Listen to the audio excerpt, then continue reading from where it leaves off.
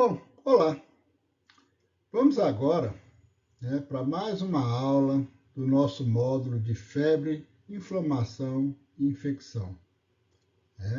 Hoje vamos falar dos ANES, os anti-inflamatórios não esteroidais, ou seja, vamos dar início à farmacologia do combate à inflamação, a farmacologia anti-inflamatória.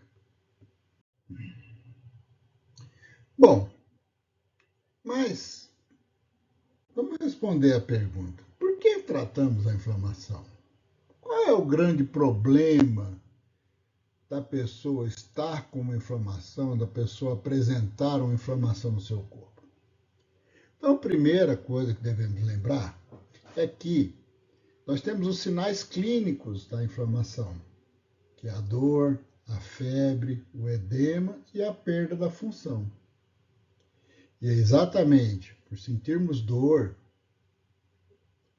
por perdermos a função do órgão, que a inflamação acaba sendo necessária a gente fazer um tratamento. Porque é muito difícil para as pessoas suportarem a dor ou a perda da função de um determinado órgão. Vamos imaginar, você fez uma torção de tornozelo. O processo inflamatório se instala. Aí você sente dor, fica vermelho, fica inchado, você não consegue calçar um sapato porque aperta. E você não consegue pisar no chão direito, não consegue firmar o pé, que é a perda da função. Então, isso são os fatores que levam a gente, muitas vezes, a precisar tratar a inflamação. Apesar da inflamação ter um papel protetor no nosso corpo, que é uma resposta fisiológica normal do nosso sistema imunológico, para nos dizer, tem algo errado nesse lugar, tem algo acontecendo aqui que não está certo, por isso que você está sentindo dor, por isso que você não está conseguindo mexer. Vamos poupar essa articulação ou outro lugar do corpo, porque ela não está bem. É um mecanismo. No entanto, quando o processo inflamatório evolui para um dano maior, uma coisa é você calçar um sapato apertado, ter um processo inflamatório, chega em casa, você tira o sapato, amanhã está zerado, pronto, seu sistema imunológico resolveu a inflamação. Mas na hora que isso danifica, em que a extensão do processo inflamatório aumenta, levando a danos teciduais, etc., a gente acaba tendo que entrar com algum tipo de intervenção farmacológica. Nem todo processo inflamatório deve ser eliminado, porque é um mecanismo de defesa do nosso organismo. Mas, muitas vezes, nós precisamos modular esse processo para reduzir um pouco a intensidade do processo inflamatório, para que o paciente sofra menos. Mesmo que isso atrase um pouco o restabelecimento normal daquela função fisiológica.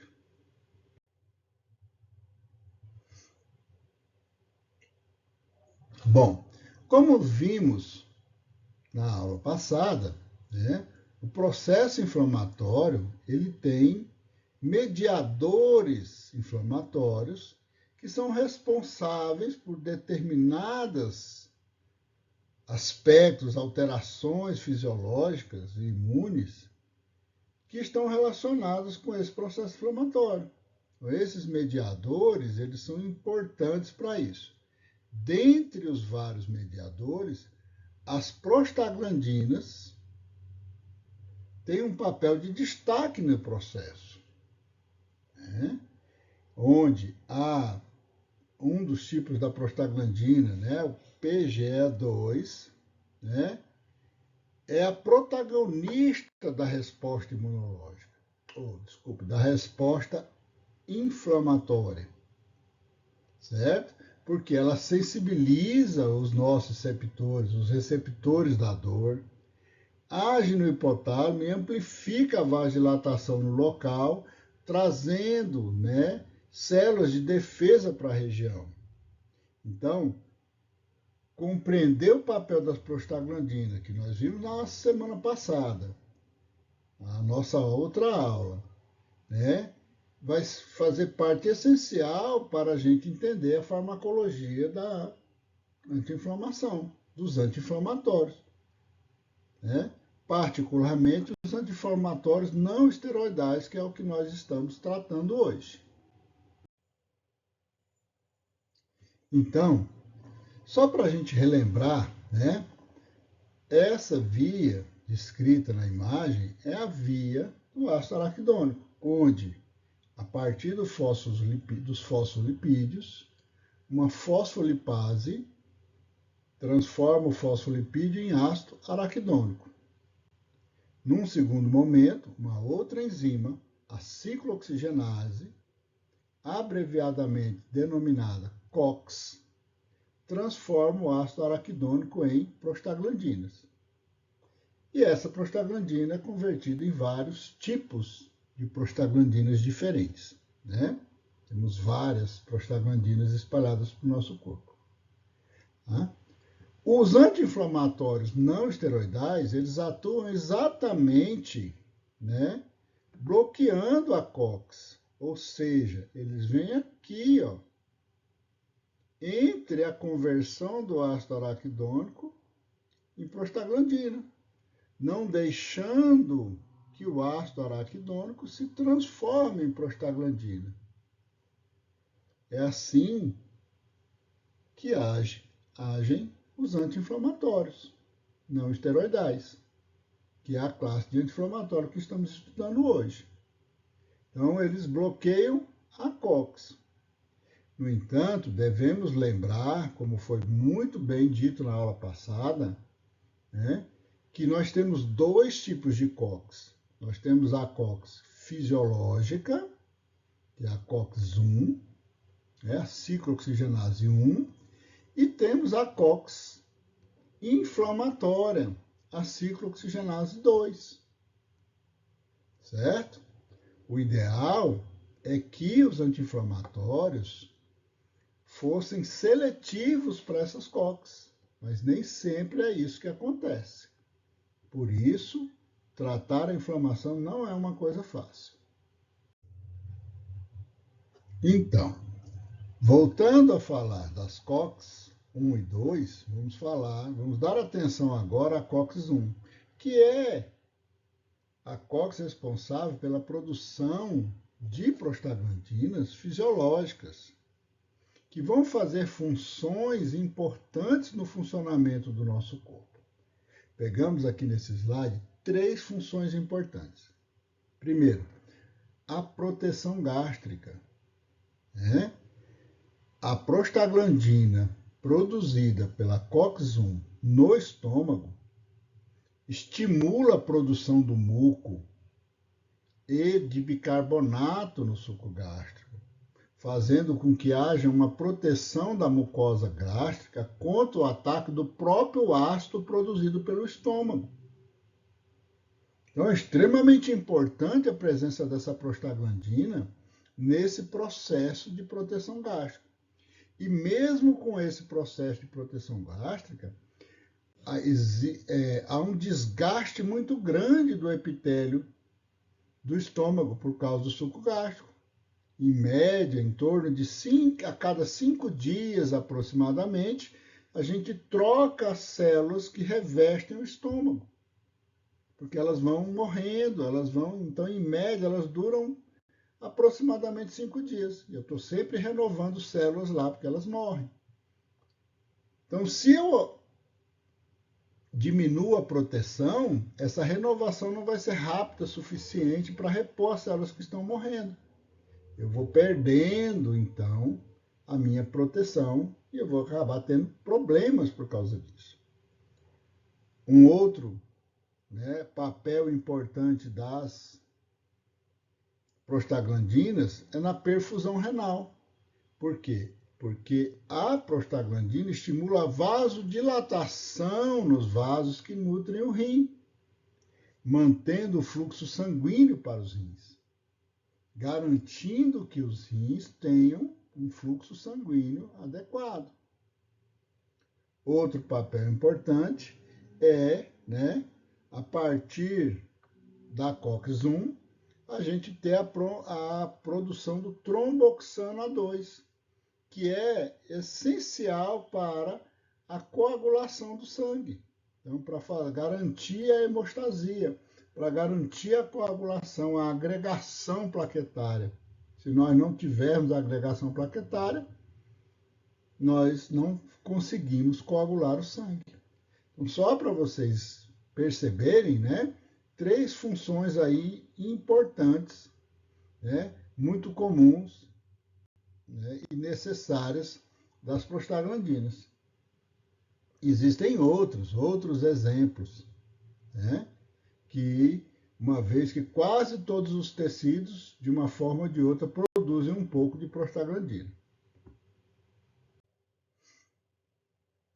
Bom, o outro tipo de ciclooxigenase, ou a outra isoenzima, a isoforma da ciclooxigenase, é exatamente aquela que vai estimular a produção de prostaglandinas associadas ao processo inflamatório, certo? Então, basicamente, PGE2 e PGI2, diretamente no foco da inflamação. Essas prostaglandinas, elas são induzidas por um estímulo em resposta às citocinas, né, à lesão tecidual e etc. e tal. Então, ao processo, ao princípio do processo inflamatório em si. E aí as prostaglandinas inflamatórias são liberadas. Na presença dessas prostaglandinas inflamatórias, nós acabamos sentindo dor, febre, a vasodilatação no local, o edema, tudo isso acaba vindo em decorrência da presença dessas prostaglandinas inflamatórias. E por isso que quando eu tomo um anti-inflamatório, eu quero o quê? Inibir a produção dessas prostaglandinas inflamatórias.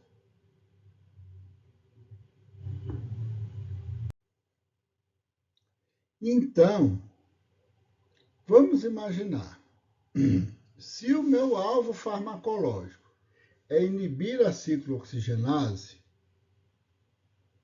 eu entro num dilema. Por quê? Ao inibir a ciclooxigenase, eu vou inibir tanto a ciclooxigenase das funções fisiológicas, como a ciclooxigenase das funções inflamatórias, o processo inflamatório. O ideal era que o medicamento bloqueasse apenas a COX inflamatória, porque aí eu não atrapalharia as funções fisiológicas do organismo desse indivíduo. E o processo inflamatório seria inibido, né? No entanto, o grande problema do uso dos anti-inflamatórios não esteroidais está exatamente na falta de seletividade do anti-inflamatório quanto a uma enzima ou a outra. A grande maioria dos anti-inflamatórios inibem as duas COX, ou seja, eles são não seletivos. Depois falaremos um pouco mais sobre isso. E aí, o que acontece? Não sendo seletivo, o próprio processo de ação que leva à ação farmacológica inibindo a inflamação leva à produção dos efeitos colaterais do uso desses medicamentos. Olha só que dilema. Ah, eu tomo um anti-inflamatório para combater minha inflamação, gera uma gastrite. Ninguém queria isso. Mas, infelizmente, é o que normalmente acontece. Bom, então, dando continuidade. Vamos agora para a parte do mecanismo de ação, né? Certo? O que vem a ser EINES? Então, EINES é a abreviatura para o nome de anti-inflamatórios não esteroidais.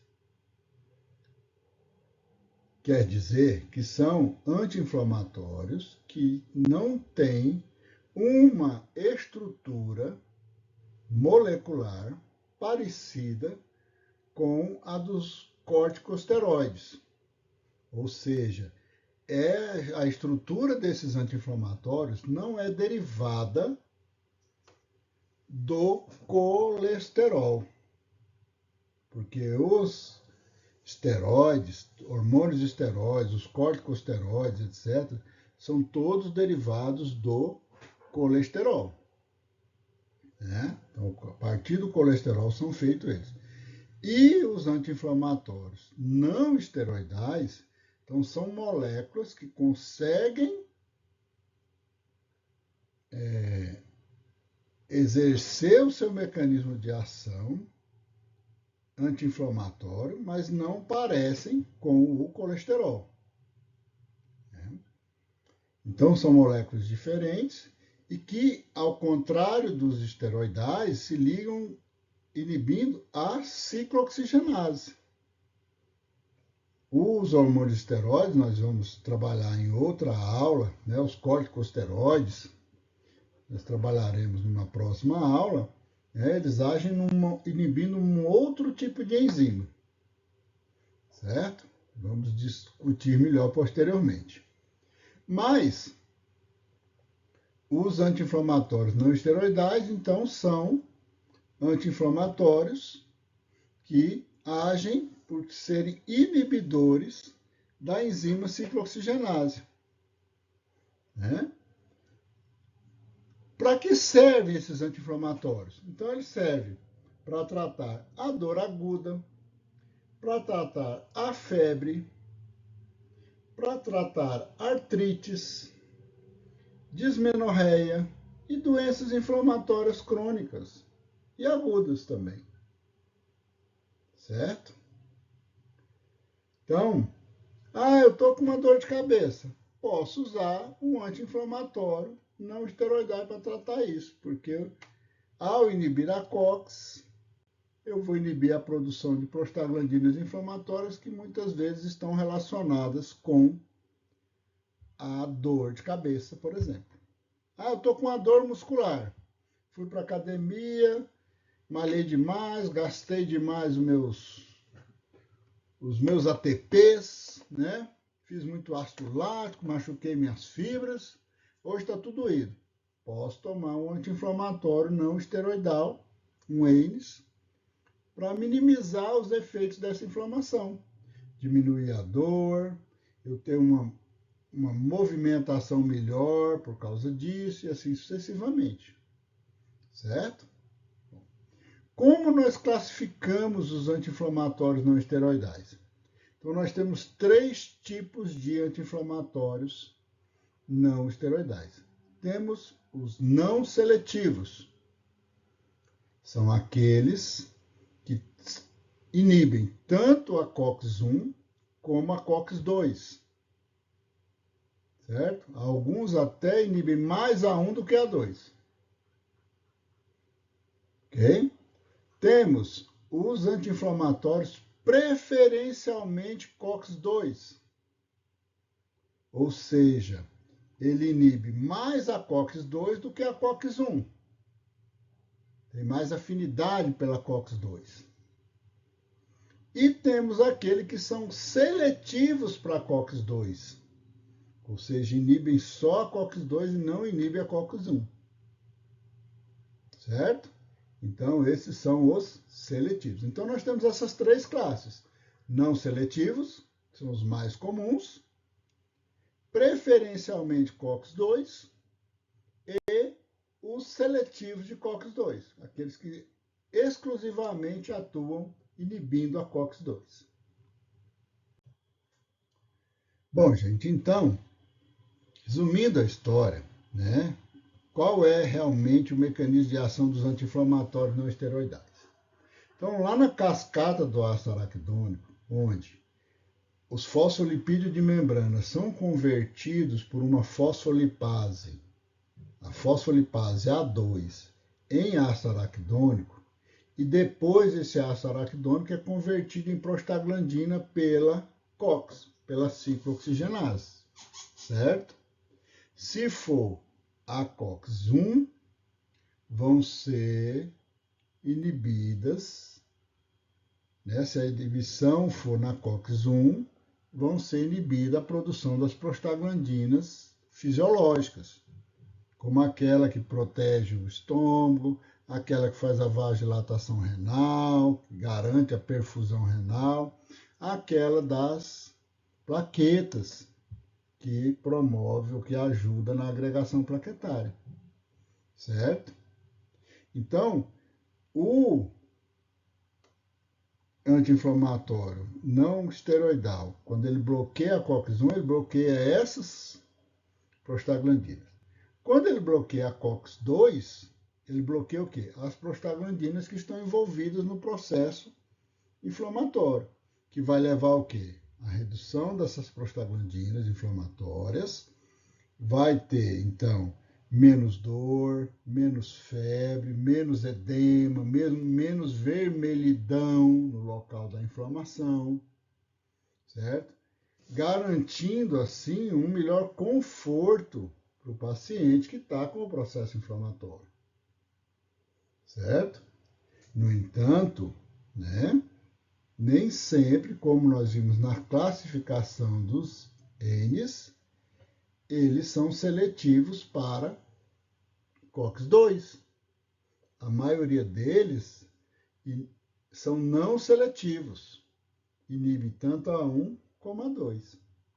E aí é onde vem os problemas, né, de toxicidade associado ao uso de anti-inflamatório. Então, é uma medicação boa? É excelente. Para combater o processo inflamatório, muito boa. Mas pode levar a efeitos colaterais que são problemáticos. Então, nem sempre a gente deve usar o anti-inflamatório. Vai depender de cada caso. Bom, quais são então as consequências da inibição das prostaglandinas no processo inflamatório? Primeiro, diminuição da dor. Por quê? Porque na falta de prostaglandina, a sensibilização dos receptores periféricos de dor vai ser menor. Consequentemente, eu terei então um efeito analgésico, né? A mesma coisa vai ser na diminuição da febre, porque eu vou ter uma redução de prostaglandinas lá no hipotálamo, o processo inflamatório, associado ao processo inflamatório, né? E isso vai reduzir a temperatura corporal.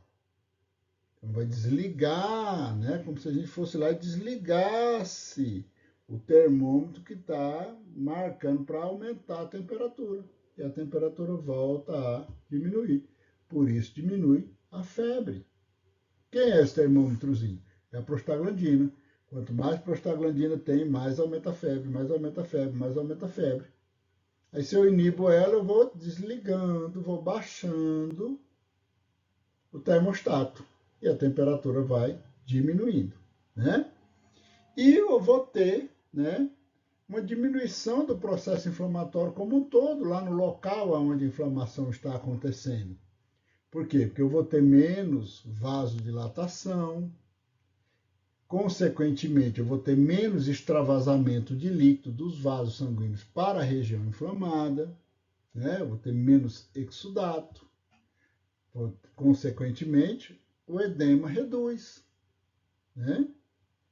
E isso vai contribuir para minimizar a perda da função naquele órgão ou naquela região do corpo onde o processo inflamatório está instalado.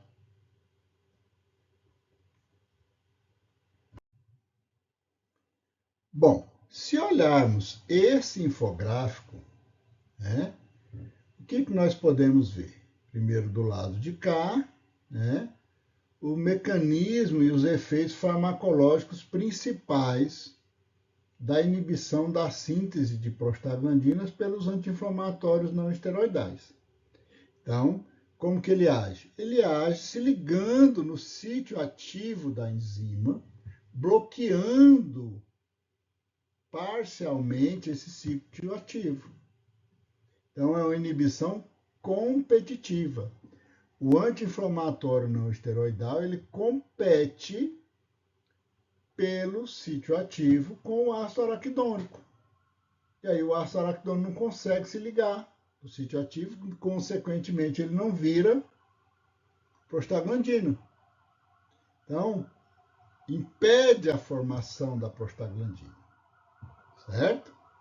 Lembrando que nós temos duas COX, né? A COX-1 e a COX-2. A COX-1, ela existe naturalmente, por isso que ela é dita o quê? Constitutiva. Faz parte da constituição daquele órgão, daquele local. E o papel principal dela é a proteção, garantir determinadas funções fisiológicas que estão associadas à proteção. Por exemplo, a citoproteção gástrica, a garantir o fluxo sanguíneo para o rim, né? Garantir a agregação plaquetária para que se forme o tampão plaquetário, para que não haja sangramento, certo? Já a COX-2, ó, o símbolozinho aqui, ó o fogão, o tanque quente, né? Ela é induzida, ela é inflamatória, certo? Então ela vai produzir prostaglandinas associadas ao processo de inflamação, ok? Então, qual é o papel da tríade terapêutica clássica disso aqui? É você combater um processo inflamatório qualquer, uma torção de joelho, uma dor muscular ou coisa parecida, né? Fazer analgesia de dor, como, por exemplo, uma dor de cabeça. Muito comum a gente usar um anti-inflamatório para uma dor de cabeça. Quem nunca usou uma aspirina, um ibuprofeno para passar uma dor de cabeça, né?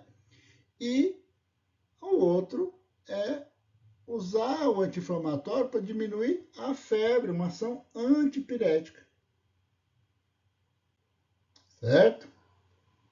Esses tratamentos são o quê? Um alívio dos sintomas. Ele não cura o processo inflamatório. Ele minimiza os sintomas até que o organismo reverta esse processo inflamatório. Ok? Bom, vale ressaltar nesse processo uma característica específica de um anti-inflamatório, que é a aspirina.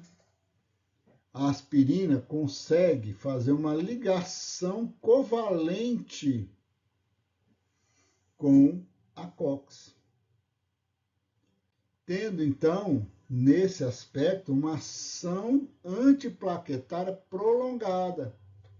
Então, enquanto outros anti-inflamatórios não esteroidais agem sobre o processo de agregação plaquetária de maneira muito temporária, a aspirina tem um papel mais prolongado nesse processo, por causa dessa ligação, dessa acetilação da aspirina com o sítio de ligação. da COX, inviabilizando isso aqui. Então, por exemplo, se eu tenho um paciente que usa anti-inflamatório não esteroidal, diclofenaco, por exemplo, e ele vai se submeter a uma cirurgia, em poucas horas, sem o uso da medicação, eu já consigo fazer a cirurgia dele sem risco de uma hemorragia. Mas, se ele faz uso de aspirina, eu vou precisar de alguns dias de suspensão do uso da aspirina para que ele possa ser operado. Né? Quem nunca ouviu falar assim, se é suspeita de dengue não pode tomar aspirina. Por quê? Porque a dengue já tem um risco de ser uma dengue hemorrágica. Ela já baixa as plaquetas. E se eu tiver pouca plaqueta, ainda boa parte das plaquetas estiverem inibidas de se agregarem por causa do uso da aspirina, esse cara vai ter uma hemorragia enorme. Né? Então, por isso que a gente não usa aspirina quando tem uma suspeita de dengue. Tá certo? Bom, voltando a lembrar aqui desse outro lado, né, a classificação por seletividade e risco. Né? Então, a gente tem a classe dos não seletivos, ou seja, aqueles que inibem tanto a COX-1 como a COX-2, como é o caso da aspirina, ibuprofeno, naproxeno, entre outros. Tá? Os preferenciais de COX-2, que é o meloxicam, a nimesulida e o todolac, são mais COX-2 do que COX-1, então eles já são melhores do que esses primeiros, certo? E os seletivos COX-2, que são os coxibs, né? Então, ó, celecoxib, etoricoxib e rofecoxib, tá? No entanto, quando olhamos o perfil de risco do uso desses medicamentos, olha o que nós vemos. Os não seletivos, a nível gastrointestinal, úlceras e sangramento por inibição da COX-1. Certo? Então, é muito frequente o paciente que usa um anti-inflamatório não esteroidal que iniba COX-1 e 2, não seletivo, reclamar de desconforto gastrointestinal e até, se faz uso por mais tempo, de desenvolver até uma úlcera. Certo? Já quem faz uso dos preferenciais COX-2 vai ter menor toxicidade gástrica. Então, ele vai ter menos efeito colateral a nível gastrointestinal. No entanto, os seletivos de COX-2, olha só que curioso, né? Apesar dos seletivos de COX-2 não promover problemas gastrointestinais, certo? Ele aumenta o risco cardiovascular, porque ele aumenta o risco trombolítico por desequilíbrio entre os tromboxanos e a prostaglandina.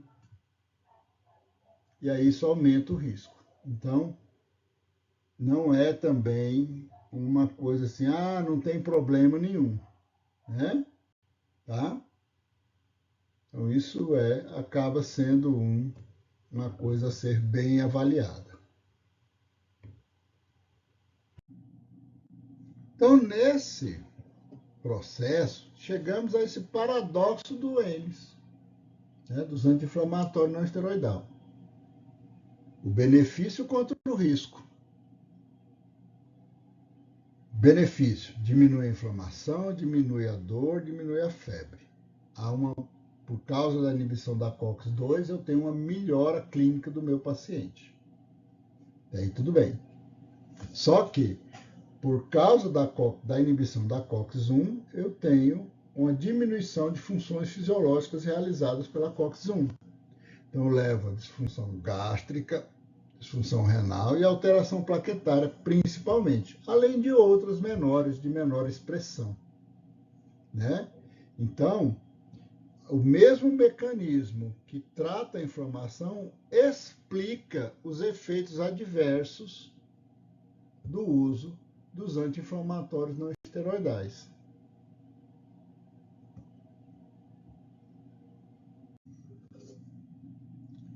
Bom, pensando agora na classificação dos anti-inflamatórios, vamos falar um pouquinho mais sobre cada um desses anti-inflamatórios.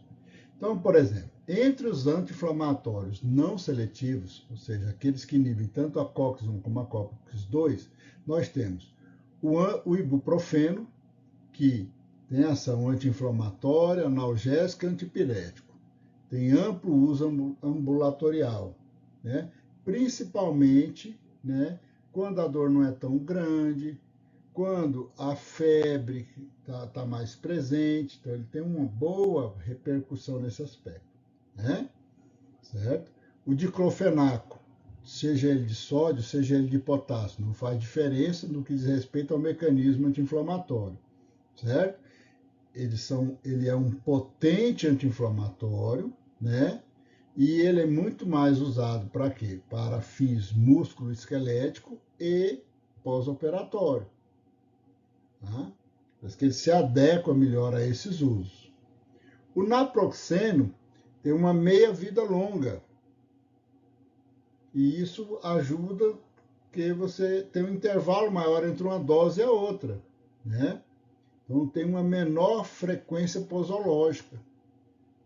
Então, se ao invés de eu tomar de 8 em 8 horas, eu tomo uma a cada 24 horas, por exemplo, isso é melhor para o paciente, dá mais conforto ao paciente, né? Tá? A indometacina tem alta potência, só que tem mais efeitos adversos gastrointestinais. Então, ela é interessante, por exemplo, na gota, que é um processo inflamatório, quando ele está agudo, né? Quando agudiza a crise de gota, ele é muito, por ser muito potente, ele reverte, né, a dor, a incapacidade de movimentação da gota, né, bem rápido. Então é bem interessante. Tá? Bom, agora, se o anti-inflamatório é um inibidor seletivo da COX-2, como o Celecoxib, que é considerado de primeira geração, né? É muito interessante para uso em artrite reumatoide, que são processos inflamatórios crônicos, complexos, doem muito, né? A osteoartrite também. Né? Então, esses pacientes têm que fazer tratamentos mais longos, e aí eles se usam os outros tipos de anti-inflamatório, acabam tendo muitos efeitos adversos do uso prolongado desses coisas. Né? O etoricoxib tem alta potência, né, e seletividade e muito usado na dor da gota ou em dor aguda de maneira geral. Tá? Esses anti-inflamatórios têm menor risco gastrointestinal, menos úlcera, menos sangramento gastrointestinal, afetam menos a função renal, mas eles aumentam o risco cardiovascular por causa do desequilíbrio entre a concentração de prostaglandinas, da PG I2 e o tramboxana 2. Essa relação desequilibrada favorece a formação de trombos. E aí a pessoa pode ter um trombo e ter um problema cardiovascular por causa disso. Então é um problema também. Então, assim, não é livre de risco, apesar de ser. Então tem que ser monitorado, tem que ter cuidado, tem que estar avaliando o paciente para minimizar esse risco cardiovascular. Mais uma vez, vale ressaltar, né, a especificidade do ácido acetilsalicílico, o famoso AS. Né? Por quê? Porque o ácido acetilsalicílico ele faz uma inibição permanente da COX. E esse efeito dura a vida da plaqueta como um todo. Uma vez que ele liga naquela plaqueta, pronto, enquanto aquela plaqueta não morrer, ela não vai mais conseguir coagular. Então, ele tem uma ação antiplaquetária, inibe a agregação das plaquetas em baixas doses. Então, já uma dose pequena já inibe a agregação plaquetária. O que pode ser benéfico para um paciente que tem um risco de trombose, por exemplo. Né? Aí ele usa uma dose baixa de ácido acetil salicílico diariamente para minimizar o risco de trombose.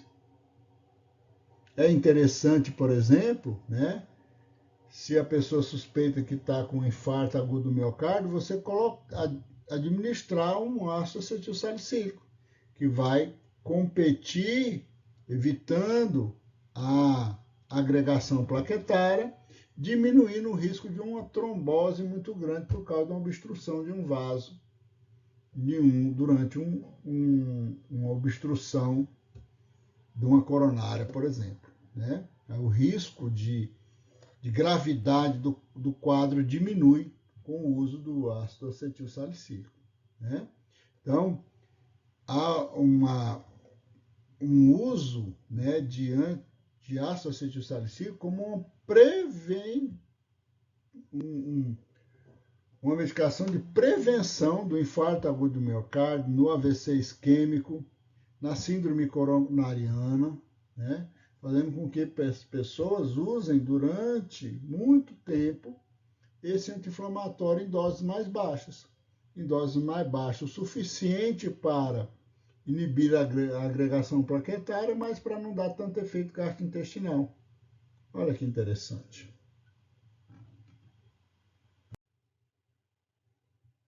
Bom, esse quadro faz uma comparação entre os eles, né? E de cara a gente já vê assim, o melhor anti-inflamatório não esteroidal não existe.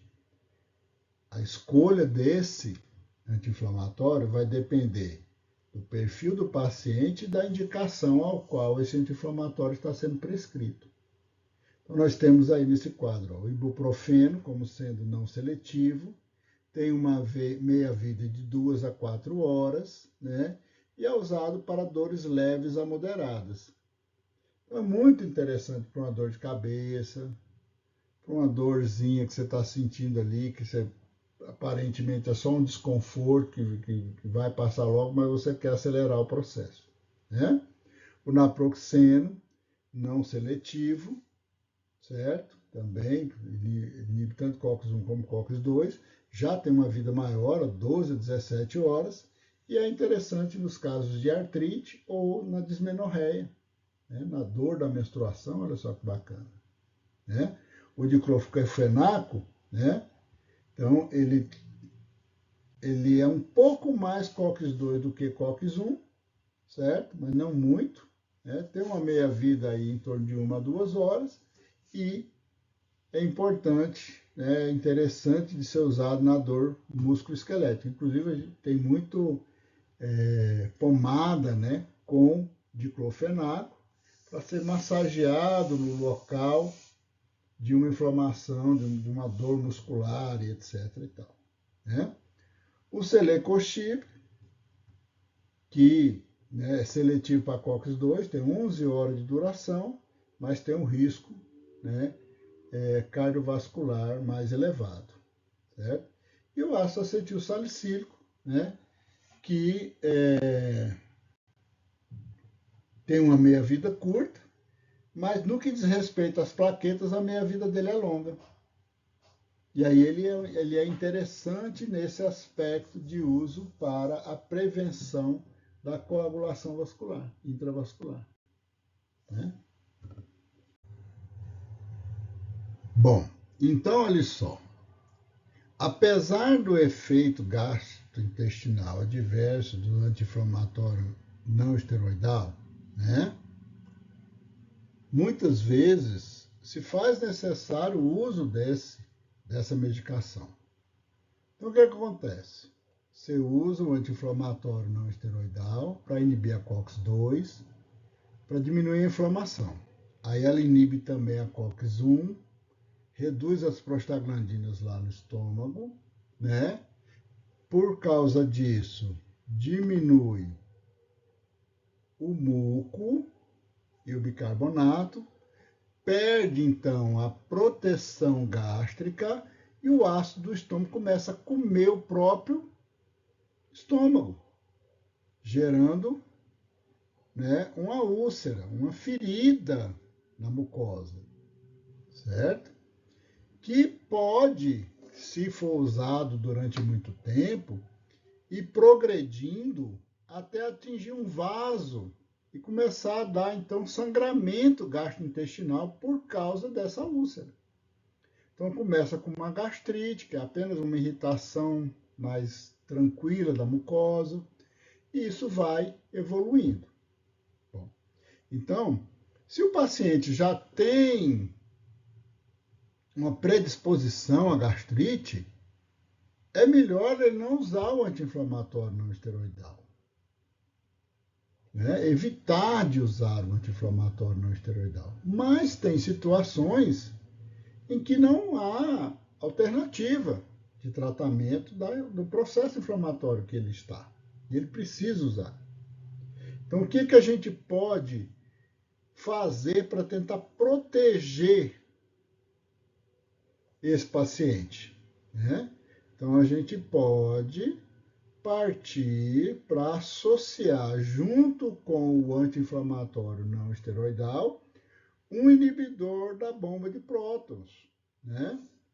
Quer dizer, uma medicação que iniba a produção de ácido. Então, se o meu paciente é um paciente de risco, eu vou lá e inibo a bomba de prótons. Pronto. Aí ele vai produzir menos ácido. Então, eu diminuí a proteção, mas eu também diminuí o ácido. E aí, isso, às vezes, é o suficiente para esse paciente não desenvolver um problema maior a nível de efeito colateral com o uso do anti-inflamatório não esteroidal. Então, isso é uma alternativa interessante, né? O inibidor de bomba de prótons mais usado hoje é o omeprazol, né? Que inibe a produção do ácido no estômago de maneira bastante significativa. E aí é um aliado, um potente aliado para aquele paciente que precisa usar o anti-inflamatório não esteroidal, mas que tem uma propensão à gastrite e que pode evoluir para uma úlcera, por exemplo. Bom, e os efeitos renais do anti-inflamatório não esteroidal? Então, olha só, o rim, ele precisa da prostaglandina para garantir uma vasodilatação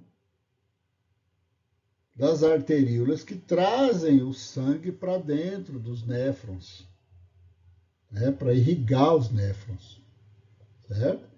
E isso é particularmente importante quando eu tenho um estresse hemodinâmico, ou seja, quando eu estou tendo uma falta de perfusão sanguínea por algum problema, algum desequilíbrio hemodinâmico.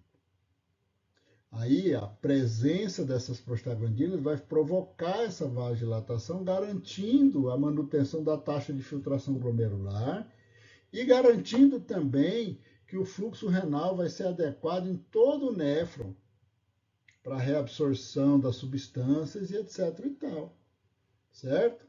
Então, com o uso do anti-inflamatório não esteroidal, o que eu vou ter? A diminuição da prostaglandina. Com isso, a dilatação das arteríolas aferentes diminui, certo? A taxa de filtração glomerular diminui e a circulação no néfron também vai diminuir, certo? Em quem que isso é mais problemático? Nos idosos. Os idosos têm menor sensibilidade renal. Então, eles são mais afetados a isso. Né? A pessoa, quando está com desidratação, em que o estresse hídrico está muito grande, eu precisaria aumentar muito o fluxo renal. E a tendência na desidratação é que o fluxo renal caia muito. E aí eu preciso dessa vasodilatação para ampliar esse processo, né?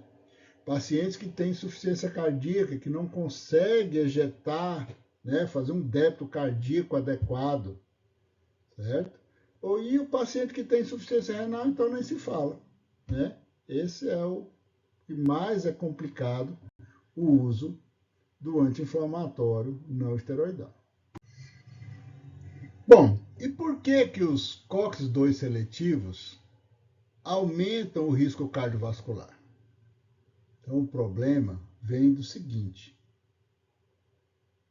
Talvez um dos únicos lugares que a COX-2 catalisa a reação da produção de uma prostaglandina importante seja no endotélio dos vasos. Então, a COX-2 é responsável pela produção da PGI2 no endotélio, certo? E que exerce um efeito protetor da formação de trombos. Então, eu tenho um equilíbrio da produção da PGI2 com o tromboxano A2. Um evitando a formação do coágulo, o outro favorecendo a formação do coágulo. Isso para evitar que o sangue coagule dentro do vaso sanguíneo. Certo? Quando há uma lesão no vaso, eu exponho outros tecidos e esse equilíbrio se desfaz. E aí o coágulo se forma para evitar o quê? O sangramento. Nós vamos estudar isso quando formos estudar, né, a coagulação do sangue. Mas, em suma, é isso. Então, quando está tudo fechadinho, está protegido o endotélio do vaso para não formar coágulo. Na hora que eu paro de produzir a PGI2, o tromboxano, que favorece a formação da coagulação, da agregação da plaqueta, fica numa proporção maior. Aí a tendência é o quê? Que o coágulo se forme. E por isso que aumenta o risco cardiovascular, porque eu posso ter uma trombose por causa disso. Certo? Então, o risco do uso do COX-2 seletivo vem exatamente desse desequilíbrio entre a quantidade de prostaglandina I2 e o tromboxano A2.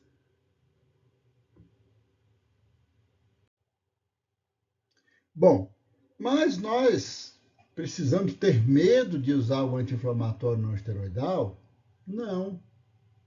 Nós precisamos ter cautela. Quando eu preciso ter cautela para prescrever um anti-inflamatório? Por exemplo, o paciente idoso. O paciente idoso normalmente já tem uma função renal já diminuída. Então, isso já aumenta o risco.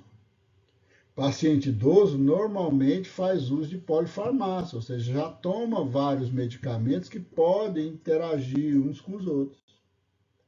E, consequentemente, o paciente idoso está mais susceptível a maior risco de sangramento gastrointestinal. Já é normal o paciente idoso ser mais susceptível a gastrite, por exemplo. Né? Um outro caso, paciente que já tem histórico de úlcera. Se ele já tem história de úlcera, se eu der medicação anti-inflamatória não esteroidal para ele, esse paciente vai piorar da úlcera dele. Vai melhorar da inflamação? Vai, mas a úlcera dele vai piorar. Então, o que eu tenho que fazer? Usar um inibidor da bomba de prótons, um omeprazol da vida aí, para minimizar esse efeito gastrointestinal para esse paciente. Mas é um paciente que não tem história de úlcera, não tem nada. Então, prescreve o anti-inflamatório e tudo bem, vida que segue. Não vai ter problema. Não, ele já tem uma gastrite crônica lascada. Vamos proteger esse paciente. É assim que vai se decidindo, vai se tendo essa cautela ao prescrever. Né? Temos ainda, né, o risco das interações farmacológicas do anti-inflamatório com outros medicamentos. Então, paciente que usa anticoagulante, paciente que já usa corticoide, paciente que usa antihipertensivo, que usa LIT, etc. Então, esses pacientes que fazem uso crônico dessas medicações, eu tenho que ter cautela quando vou usar o anti-inflamatório não esteroidal. Então, essa frase que tem aqui embaixo, ela descreve muito bem isso aqui, ó. O melhor anti-inflamatório não esteroidal é aquele mais seguro para aquele paciente. Então, o que eu prescrevi para o paciente A não necessariamente é o melhor para o paciente B.